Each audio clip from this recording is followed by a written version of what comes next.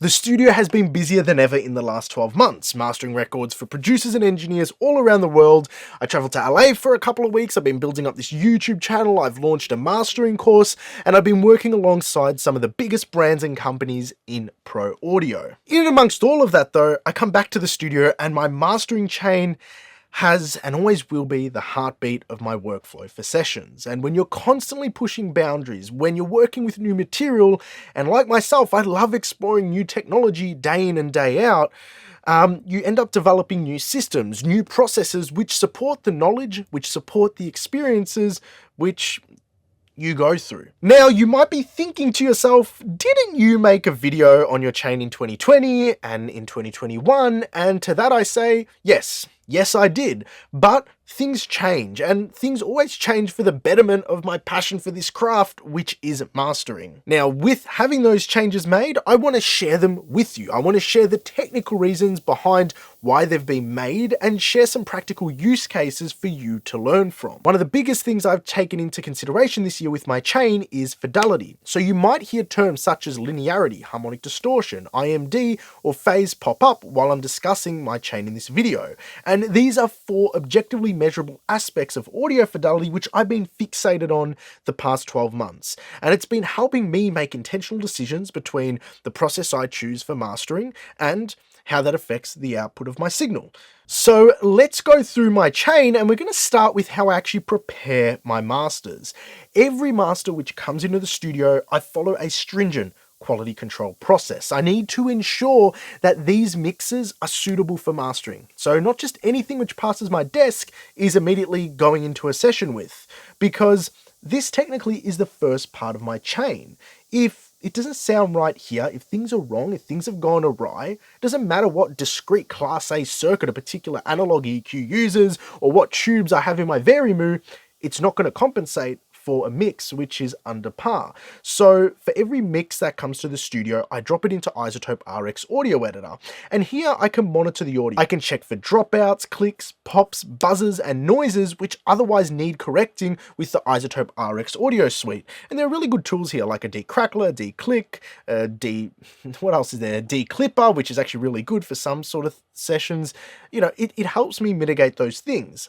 Also, if I go into the waveform stats, I can actually see where the true peak and integrated loudness values are, and that helps me calculate the mix's crest factor and also provides me the opportunity to pinpoint any of these peaks, just pinpoint them like that, and manually edit them with clip gain. And I've spoken about that quite a bit on the channel, but that really helps me get a lot more headroom. I can actually go in and see down to the sample exactly what I want to attenuate, and I can do that just with the gain function. Now, let's say our peaks are all in check, we've managed all of our clicks and pops, well then I'll go over to the fast Fourier transform spectrogram. And when I'm doing that, you just slide this across, I get to observe two elements mainly. I'll mainly observe two elements here. And the first one is the low end. So by default, this is set to linear mode. And all the frequencies here are plotted. Actually, I'll move this across so you don't get it covered. 1, 2, 3, 4, 5 kilohertz in a linear fashion. If I move that to extended log, I can actually see more better resolution of the low frequencies. From 10 hertz and up, it's a logarithmic plot, and I can actually go in and find the fundamental of the kick and the bass, that's probably a bit too zoomed in, and edit it accordingly. If I need a little bit more bass or a little bit more kick thump, I can just manually clip gain that in based on what information I'm getting there from the fast Fourier transform mode. Then the second thing I like to do is plot this in mal mode. And in mal mode, instead of having better resolution on the low end, it changes the frequency scale so I have better resolution favoring from 1 kilohertz up to 5, 6, 7 kilohertz, which is smack bang in the upper mid and high register of the vocals. Now, that helps me deal with things like sibilants, mouth noises, elements which are just not pleasant in vocals. Now, if you want to learn more about that, I go in depth on this technology and my whole process for iZotope RX mastering workflow in a video you can watch by clicking on the card up in the corner here, or I'll leave in the link in the description. And I go through exactly every single little setting and every little movement I make to ensure that I have prepared the best quality material ahead of bringing it into my session for mastering, which is what takes me to my next part of the chain. Once I've looked over all this, I will commit this mix to an updated mix file. And somebody else pointed out in another video that saving it here and then importing it here, then resaving it, might be messing around with the sample rate conversions or bit depth, but iZotope Audio Editor actually operates natively to the file you're editing. So it exports it at the same rate, and as long as you export at the same bit depth, all the untouched zeros and ones stay in the exact same place they were with the original file, with the exception obviously of any changes or edits you've made to it. And I've also null tested this, so I know that the fidelity or the integrity of the audio fidelity is maintained, bringing it into Audio Editor, editing it, saving it, and then exporting it back to bring into my session. Now, once this is saved, I'll bring it into my mastering session template.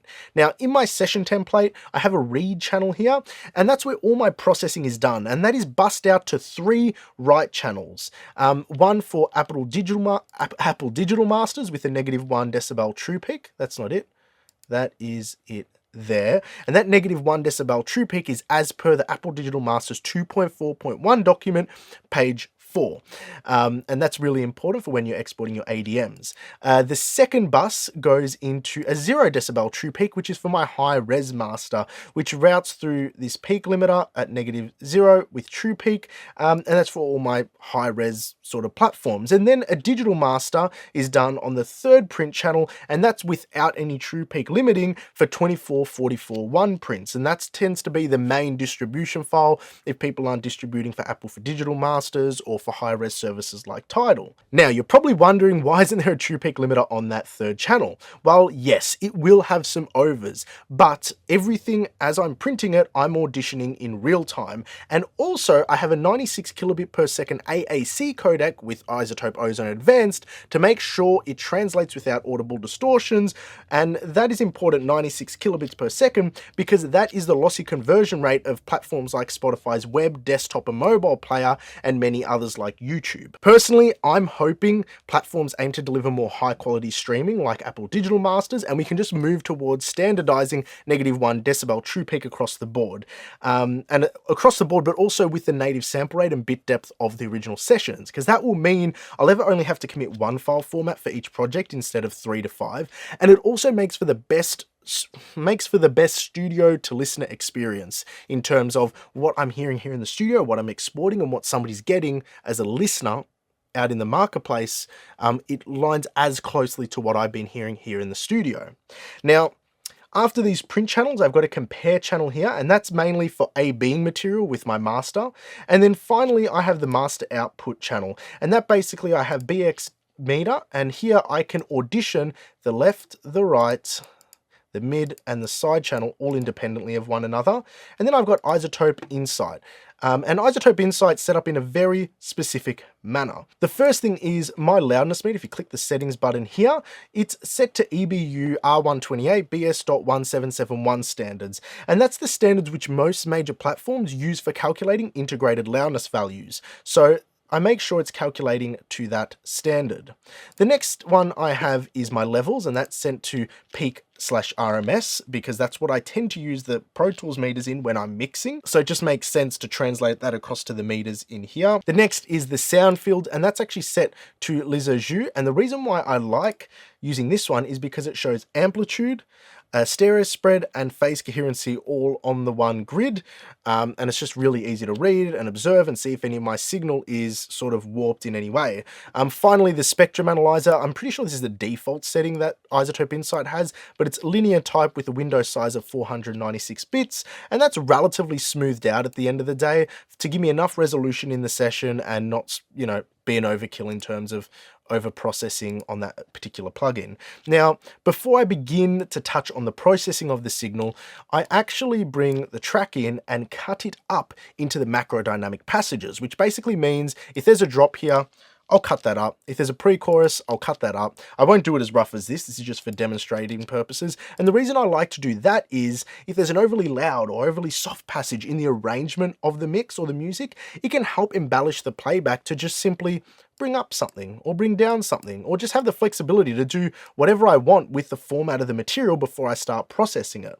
Now, Let's pretend I just didn't do that because that looked a bit messy, and that's all in good stead. Well, the first thing in my chain is Brainworks BX Digital V3, and this is because I like using the stereo width function on it, and it works purely off boosting the side signal, and it's a great tool for adding gain to the current phase relationships which make up the stereo field.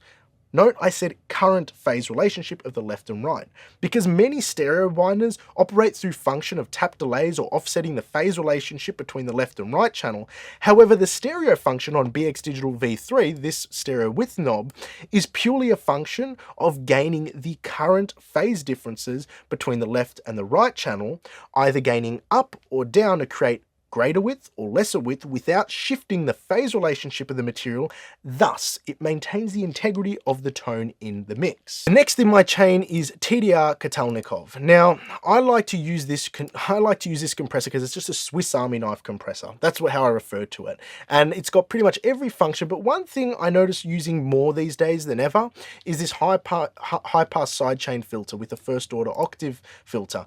Mainly, it just helps mean the low end isn't controlling too much of the downward compression in the signal, and it helps to prevent pumping. A lot of compressors will have a set filter slope there, whereas this one has a little bit more range. Well, it actually has up to 400 Hertz, and you can actually change the slopes curve.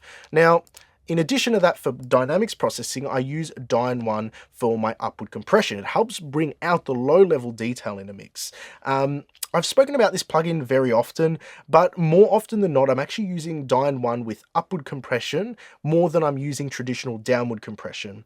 Because with this, I can more transparently lift and enhance a mix without cutting off the peaks like a downward compressor does. Following that, I have FabFilter Pro Q3. Now, this used to be a big workhorse, however, with all the sort of stuff I'm doing, editing in Isotope Audio Editor, all my sort of like little edits to the overall spectrum that's happening beforehand, I'm only ever using this plugin as my fail-safe EQ. Let's say there's a bit of sibilance that's still, creeping through, or I need additional management in the low end, which I didn't deal with in Isotope Audio Editor.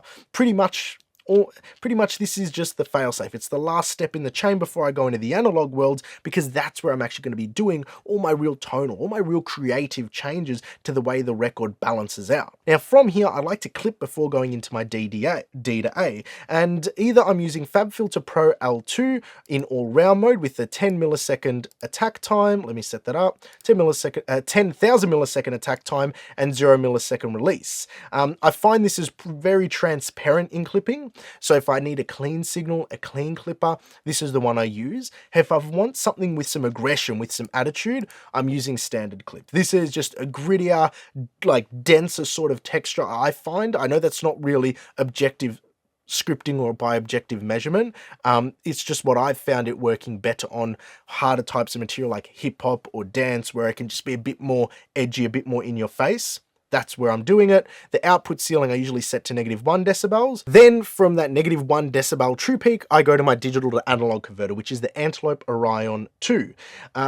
That goes through to my high voltage EQ6S, which is the first in my analog chain. Now, earlier this year, I did some tests as to see what the effects of using equalization before or after compression were. And I found that EQing into the compressor gave a more controlled sound, and EQing after compressor gave a more open and punchy sound. And that's pretty well documented in the past by others, but I wanted to run some tests to verify what I was hearing. But at the end of the day, I actually preferred the sound of EQ after compression. So you're probably asking then, why is this EQ first in your chain? Well, I kept this as an option in my chain for when I want to boost something in to the Manley Varimu, because sometimes I feel like something is a little bit loose dynamically in a particular frequency range and it needs to be tamed a bit with compression following it. So that's why that's the first in my chain. Then following the EQ6S, I have the Manley Varimu, and this has the mid-side mod on it, and I often use it for the warmth, the tone and depth it gives to material, and consistently so, I use this with the same settings. My attack is always set to slow, and that's the equivalent of an attack time of about 70 milliseconds, and the release is set to very fast, which is an equivalent of a release of about 200 milliseconds on this particular unit. Any faster for attack, I find it tends to fudge the transients too much, and any slower for release, I really don't have any practical use cases for. The slowest release setting on this is 8 seconds, which is ridiculously long. But keeping my attack all the way slow and my recovery all the way fast has always just meant I need to dial the threshold knob, and it keeps everything in a good pocket. Now that goes into my barrier porter net EQ. This unit I commissioned, and I kept boosting 20 Hz on this unit for a long time, and I never understood why I did this.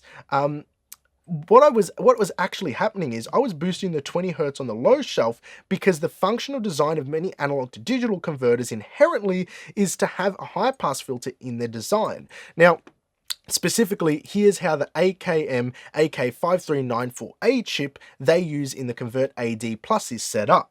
Okay, so you can see that graph there on how they set it up, where their high pass filter is in their circuit. And here's the linearity graph of my Dangerous Converter AD Plus, which uses that chip. And you can see there's a roll off here from about 20 Hz down. And that's just inherent in the way it needs to process the analog plus and minus, so that voltage signal, into a series of zeros and ones.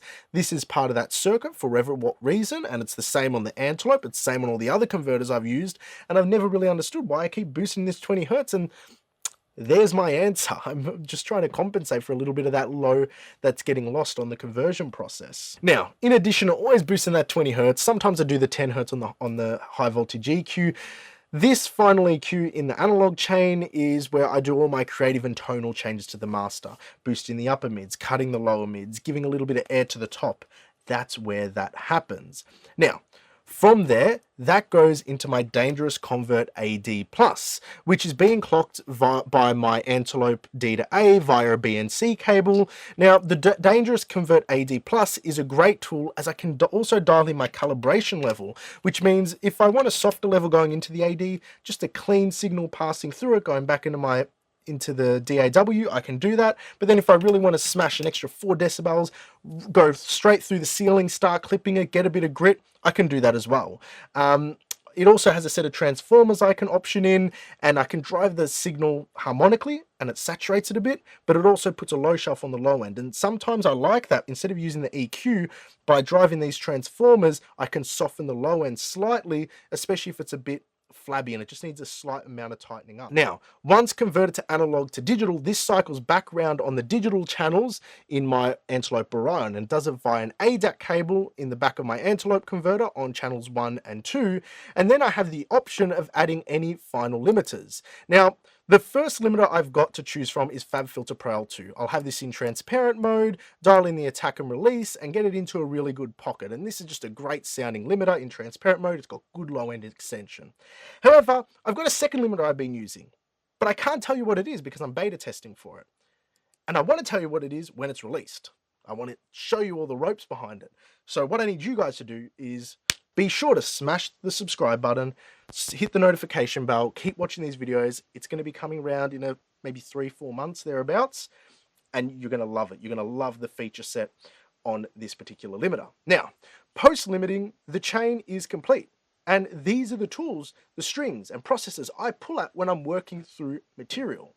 Now, I'm all for answering questions in the comments section below. So please feel free to ask whatever questions you may have, even offer suggestions, even tell me about the setup you have, okay? And talk about everything we love here, mastering, gear, processing, and creating great audio. Until next time, take care.